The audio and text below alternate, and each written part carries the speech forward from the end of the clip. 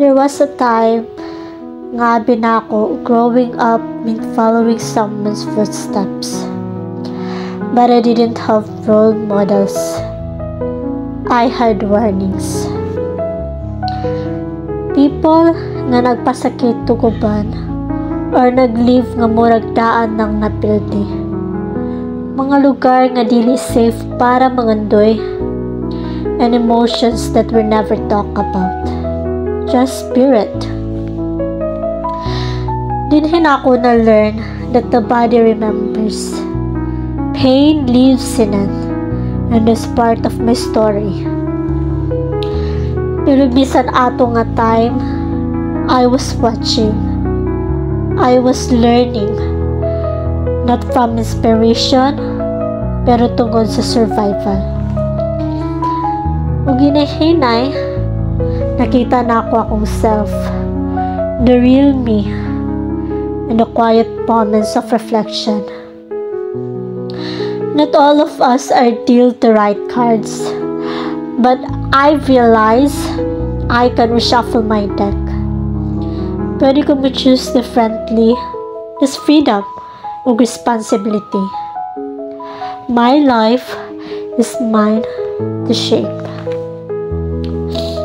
Still, I've often shrunk myself to be accepted.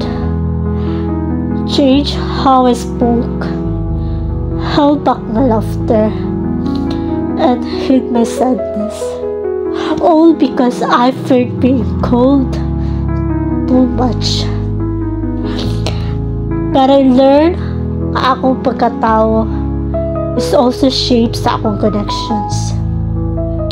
Through how others see me ug sa akong pagtanaw nila. Ay gusto lang jud na ako na makita nila kung kinsa gyud ko. Not a version shaped by the expectations. I want to laugh without holding back, to speak without being judged, to exist without apology.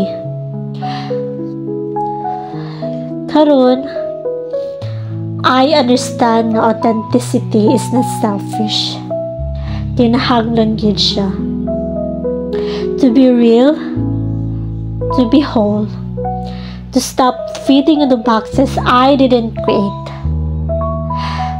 Right now, kumutanaw ko sa amin, I no longer see a stranger trying to fit in. I see someone trying to break free. This journey of discovering myself isn't perfect, but it's mine. And for once, that's enough.